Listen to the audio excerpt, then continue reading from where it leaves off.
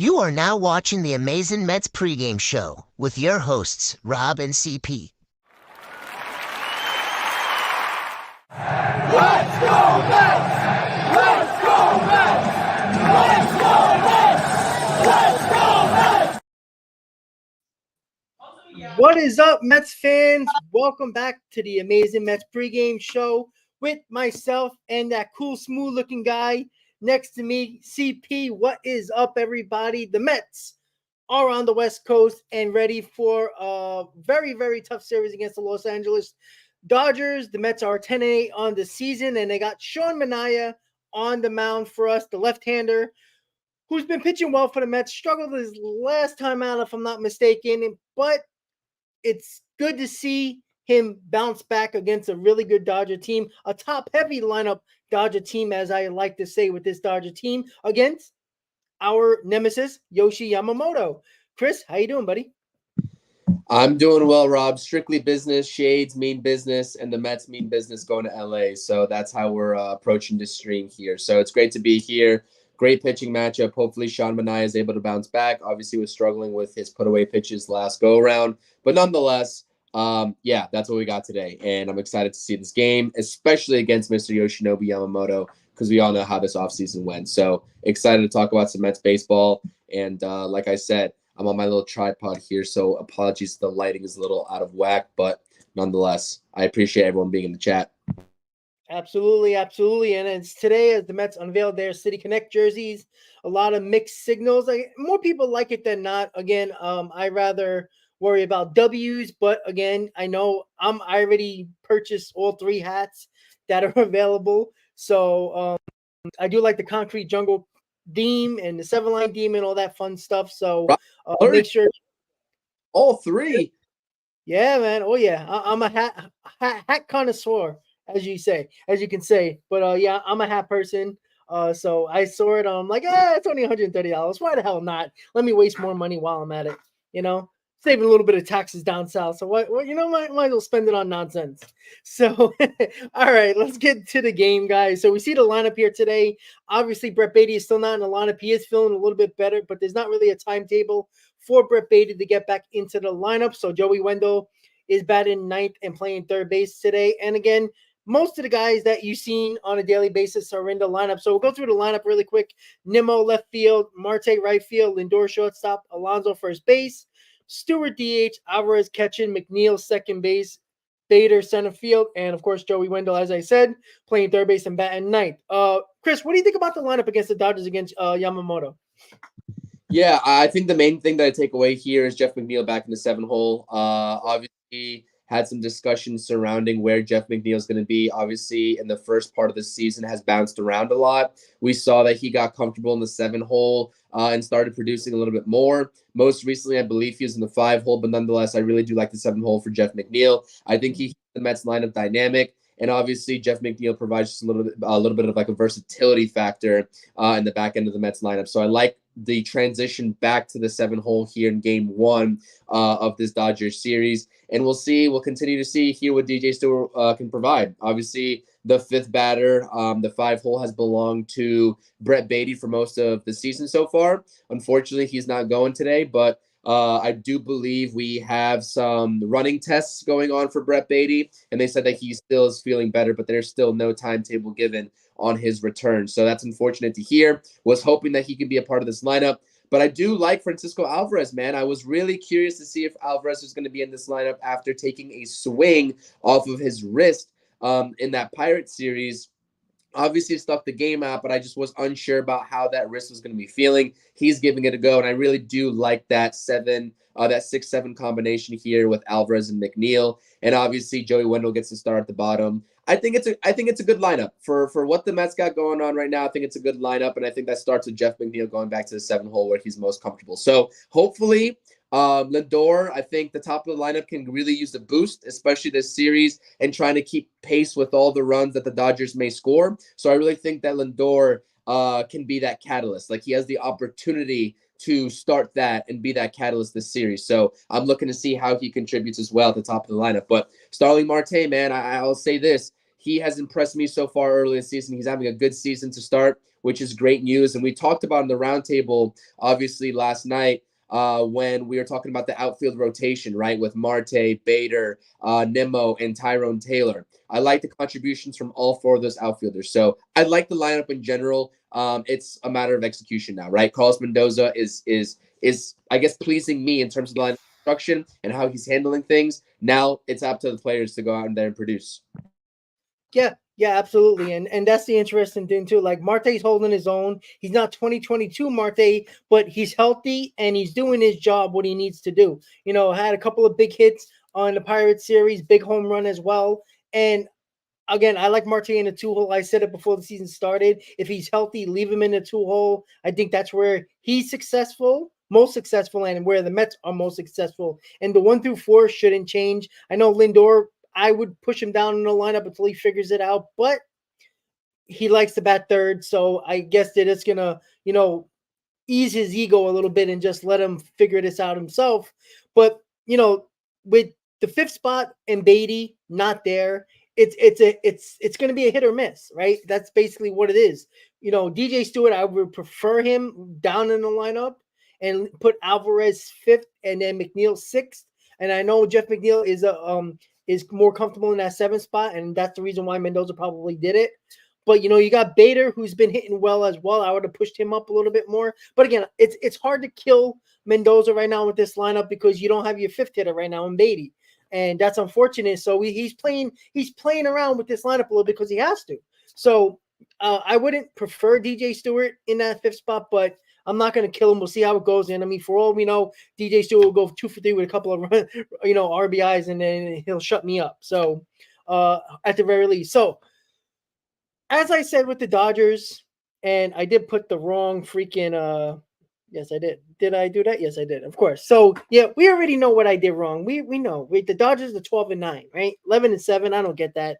Listen, guys, it's a long day. All right, City Connect jerseys. I'm spending stupid money. What are we gonna do, right? And again, It's start time. I'm out here yawning before the game. Yeah, we got to get some energy up here. Shout out to everybody in the chat, by the way. I just wanted to say that Darren, Lane, I'm on my phone right now, so I can't really see the chat consistently. I can't you all, but I see Kenny in here too. Daniel, everybody out here, Mr. Nobody Support. I appreciate it. I hit that thumbs up for both of us. Absolutely. So again, listen, I did typos on almost every game over the last week and a half, and the Mets have been playing well. So I'm going to make a typo, and this is not even on purpose. I promise you guys. I mean, I am an idiot, but I don't do this on purpose. I promise you that. But hopefully I don't get stupider down south. We'll see. In progress. But all right. So Shohei Ohtani, I do like this matchup because there is, I know Mookie Betts is a switch hitter. You got Ohtani that can hit everybody, but I think Shohei Ohtani is going to work this lineup the way I think he's going to work the lineup. I think he's going to do the best he can to keep 1 through 4 in the ballpark, and then maneuver around 5 through 9 or 6 through 9 and work his way through that bottom of the lineup. Because again, we talked about this in the roundtable and over the last day or two in regards to the Dodgers. They are a very top-heavy lineup. They can outscore you 50-0 if they wanted to. They win ball games by blowing people out. They don't win close ball games. And what did the Mets have done this entire season? Played in close ball games, and now they're winning those close ball games. So if it's a close ball game, look for the Mets to dominate and win these games, because I don't think the Dodgers will, because they're not set up to win close games. Their bullpen's not that good. Their offense, you keep them in the ballpark, you will get a chance to win this ball game. So I want to get your thoughts on Shohei Ohtani, and what do you think the keys are to the game, if it's what I said or something else you have in your mind for the keys for this series? I mean, what he did the last time around is not going to work against his Dodgers lineup, right? He struggled even back then in the last start, and that's especially going to hold true if he doesn't have command of that off speed. He usually likes to throw a little backdoor slider to get the righties out. I'm very curious about how he locates that to the lefties. Obviously, Ohtani and Freeman being the main case in point there, right? Because if you miss with that breaking ball and you hang it, they are going to quite literally bang it. And that is an old saying in baseball. If you hang it, I bang it, and that's what they're going to do. So Shohei Ohtani has to be sharp. And I really think it's about, honestly, the last time that I saw Sean Manaea out there, I saw a lot of wasted pitches and a lot of wasted opportunities when he was out ahead in the count, right? 0-2. There was a lot of, I guess, backdoor breaking balls that weren't connecting, right? Like I just said, but there also was high fastballs. There were high fastballs that were called that were just not competitive pitches. When a catcher asks for a high fastball, he wants it at the top of the strike zone, maybe just above, to get the hitters chasing. Because honestly, at this point, a lot of people think that a lot of hitters do the damage up at the top of the strike zone, but in reality, right, I think they do most of the damage in the bottom of the strike zone. If you hang it a little bit low, maybe at knee level, they like to golf it out. So if you're able to get a fastball letters high and you're able to elevate that fastball on them, especially in your head in the count, that's fine. If they don't swing at it, they don't swing at it. But more often than not, I think you can elevate the batter's eye and get them to chase, and that's where you'll get most of your bread and butter strikeouts. But nonetheless, if you do waste one of those pitches and say they don't bite, you got to be competitive with that next pitch, because guess what? If you're not, the count evens at 2-2 and the hitter's right back in an even position, and he's sort of just thinking, okay, this at bat can be salvaged. And then when you go to 3-2, all cards are lost and all bets are lost too. So I really saw a lot of uncompetitive pitches last time out for Sean Manaea in his start, which contributed to non-efficient innings and ultimately resulted in an early departure for him in comparison to the last time around from him, or 2 starts ago, I should say. So that's really what I think is the key for Sean Manaea, is be a little bit more competitive when you're up ahead in the count. But also, you need to get ahead of the count. And I think that's what a lot of the Mets rotation needs to sort of figure out, is how do you get ahead of the count? A lot of counts, right, from Quintana and even Severino on the walks, you get behind 2-0, you get behind 3-0, and then you come back in the count, right? Well, you're wasting your lengthening at bats at that point, right? A 4 to 5 pitch at bat is now taking you 6, 7, 8 pitches, and if that holds true for like 3 or 4 batters, then you're wasting essentially 15 to 20 pitches on top of what you're already supposed to pitch. So I think that is the most important thing, just the efficiency factor, which I also mentioned, I believe, on the roundtable and countless of other times when I say, what is my worry about the starting rotation, the pitching in general, is just the efficiency landscape. Now, I don't worry about that with the relievers. This is more so the rotation, but I do think it's going to be interesting over the longevity of this series, all 3 games, is how quickly Carlos Mendoza pulls the plug if they get into trouble in the 4th or 5th inning, right? I think that maybe he'd be more inclined to sort of extend them a little bit past what he thinks is the right sort of move, right? A little bit past what he would normally take them out against other lineups. But when you're facing the Dodgers lineup, it's a complete 180. And I think that he might have he might lean toward pulling them a little bit earlier just to err on the side of caution. So definitely monitor that. I know it's still early to be talking like that, and about like, I guess, just not letting your pitcher battle through it.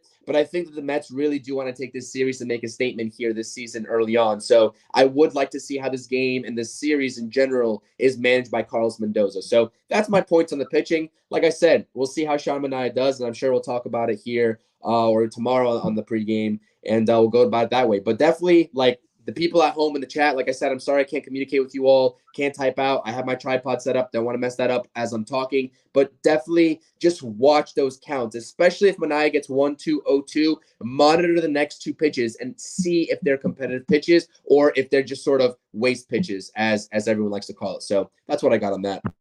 Yeah, absolutely. And as people are talking in the chat that I believe Subway to Shay Ant did a breakdown about Sean Manaea having trouble with this Dodger lineup, especially Will Smith, Betts, and others. But that was a different Sean Manaea. This was a guy that was throwing a couple miles an hour slower than he was late last year into this year. So I don't know if we're going to look at previous Sean Manaea against the Dodgers and a couple of those players than right now, because he is a different pitcher. But you're right, Chris, 100%. The fact of the matter is he has to go back to what made him successful the first 2 starts of the year. He challenged batters, right? No matter what the count was, he challenged batters. It seemed like his last start, he kind of shied away from contact and was scared to throw the ball around the plate and challenge hitters, and it got him into trouble, right? Yep. Then when he did challenge hitters, it was always in a hitter's count, and it burned him.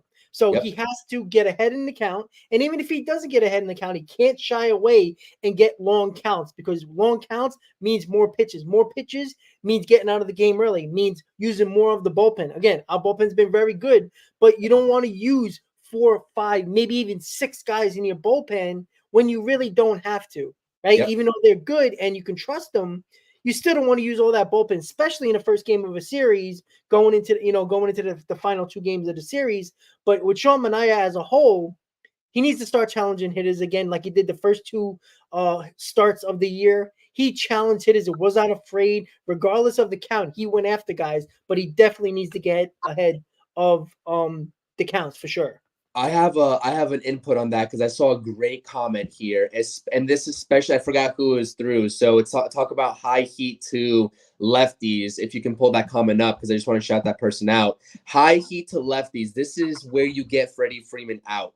Freddie Freeman loves to golf that ball, especially when he hits his home runs. It's on mostly low pitches. I'd actually be curious. I didn't get a chance to look at his heat map on pitches that he's more successful with versus not. But if I had to guess, fastballs up in the zone is how you're going to get Freddie Freeman out, because he has a little bit of that natural lefty hitch in his swing. He's a great hitter, and I'd almost rather the Mets take their chances on fastballs up in the zone to Freddie Freeman if Sean Manaea is up in counts rather than a slider, because Freddie Freeman doesn't panic in that box. If you take a look at Freddie Freeman's approach night in and night out, it doesn't matter if you're 0-2. He is as cool as a cucumber, and he's rarely going to strike out. And what I've seen from Freddie Freeman throughout all these years watching him against the Mets. So that fastball up in the zone, maybe even a little into Freddie Freeman, is going to be that out pitch for him. And Freddie Freeman is a hitter that I will always give props to, and I will always give credit to, because honestly,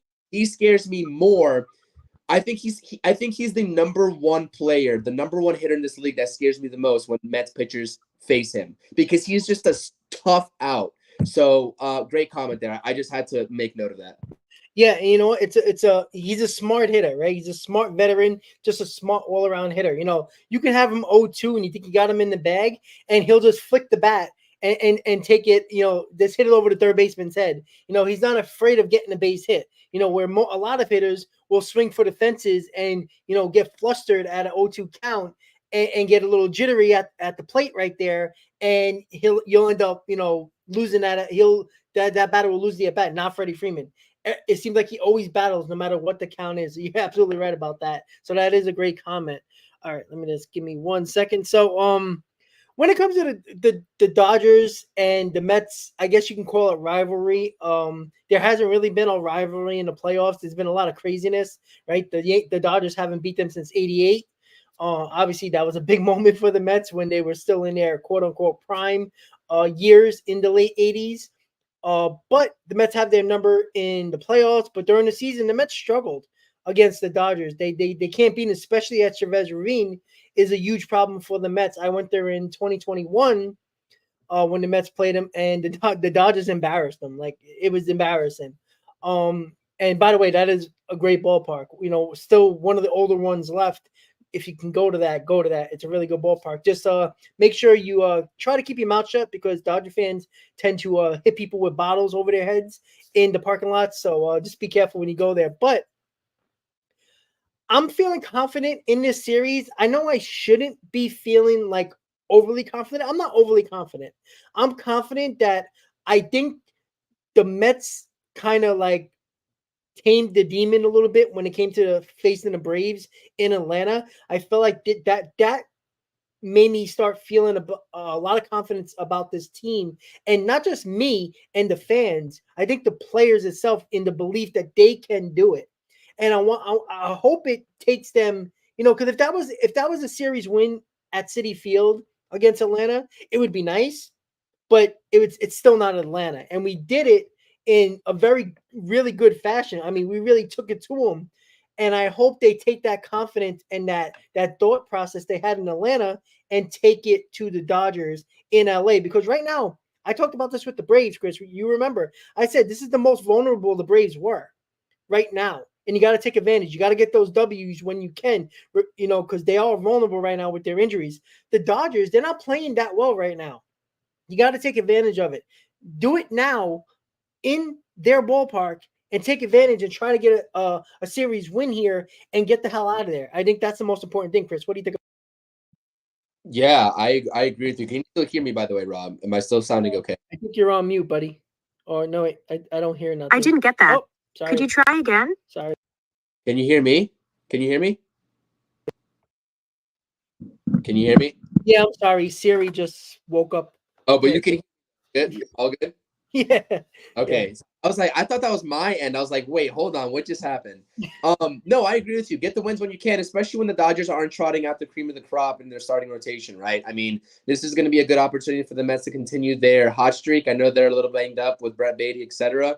But this is a great opportunity. I agree with you, man. And it starts today, right? It has to start against Yoshinobu Yamamoto because you know that regardless, they have this circled on their calendars, right? As soon as the offseason played out the way it did, and I don't want to make this like the Mets versus Yamamoto tonight, but it sort of has that vibe for us as Mets fans, and especially us as Mets content creators on here who have talked about Yoshinobu Yamamoto, the highly anticipated news about, him going and doing these visits with XYZ team, the Mets making him a lucrative offer. Obviously, Dodgers made him a pretty unbeatable offer at that point too. So, yeah, I mean, listen, this is a big test for the Mets, I think.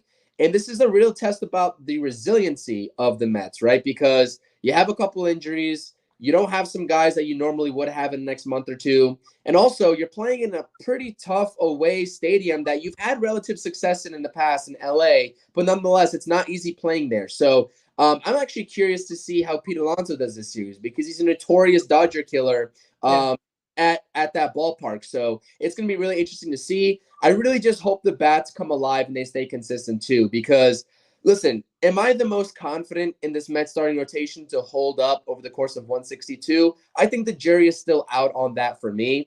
In terms of just like the sheer, like I said, efficiency, consistency, all that good stuff with this rotation. So the offense is really going to have to carry a workload, and they're going to have to provide a sense of, I don't want to say confidence because I hope Shawn McMahon has confidence every single time he goes up there, but a sense of comfort that Shawn McMahon can pitch with some sort of a lead. And that's one thing that we've been talking about too. The Mets they don't score first. They're always coming back in this game so far early this season, which is great for the excitement aspect, but that doesn't really give a good sense of confidence for your starting pitcher because at that point it's like you don't have much room to work with in terms of the errors that you can make. Now, obviously you want to always limit the errors, but these pitchers aren't perfect and they're not going to be, right? And we shouldn't expect that. So I really think the offense, especially in this series, when you're up against such a juggernaut of a lineup like the Dodgers, you have to back up your pitcher. That goes for defense and that goes for offense as well. So just play a complete series. I think just sticking to your game. But I also mentioned in the roundtable, this series should not be about playing the Dodgers game, right? You don't need to lift the ball out of the ballpark like the Dodgers do. You don't need to hit the home runs. You need to play your game, and you need to play what wins you ball games and make those small efforts, like the double steal the Mets pulled off in the Pirates series. Playing situationally aware, that wins you ball games. And I truly do think, like we've talked about it numerous of times, people are playing out of position for the Dodgers, mainly Mookie Betts playing shortstop. I didn't get a chance to look at their lineup and if he's actually playing shortstop today, but I think that if you get the Dodgers on their heels, they will make mistakes. And honestly, the recipe for this series is just get to the Dodgers bullpen. Get to the Dodgers bullpen and get to it early. That's what I think the recipe for success is. And that honestly is the recipe for success against any team, but especially in this series. So I'm actually curious about how that's going to play out. So I just don't want to see any lethargy. I hope that's a word. I don't want to see a lethargic Mets lineup out there in LA. We're riding high. Like I said, I'm wearing the shades. It's strictly business for the Mets. Like this series feels so crucial and so pivotal, and like the excitement behind the City Connect jerseys for the Mets dropping today. It's like the Mets are riding high. The players had a lot of input into those City Connect uniforms, like we all know. So, yeah, I really hope that we can come on here and talk about a win because honestly, it's much better to think about a series, a 3-game set when you win the first game, right, Rob? And that's what the Mets have been doing series is, and it's awesome. So that's what I'm hoping for tonight. We'll see. Yeah, we preach that. Winning that first game of the series gives you two opportunities to win a series.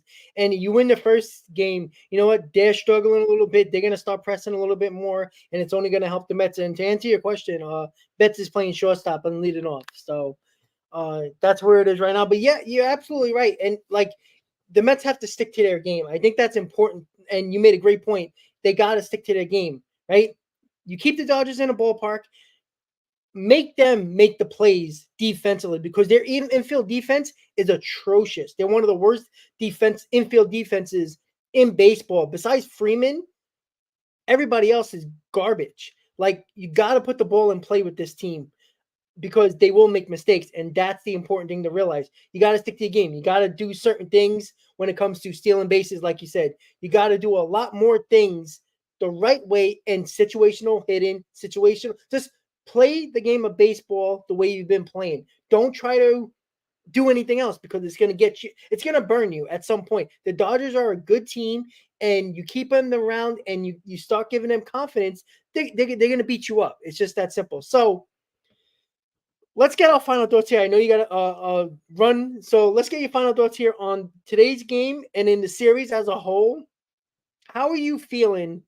Are you confident going into this series? Is it because the Mets are playing well and the Dodgers are not? Or it's just the whole vibe around the fan base, the team, everything? What are your thoughts about what your final thoughts? Scared money don't make no money, and that's how New York teams need to go into it. Like, I've been taking approach and listening to what the New York Knicks players are saying when they're getting discounted by Philadelphia and going into this series. Like, the Mets need to have that same mentality. You can't look at what the other team is doing. I could care less. The Dodgers could come into this series winning the last 3 series instead of losing. They didn't lose 3 straight, but you understand what I'm saying. I think they lost 3 of the last 4.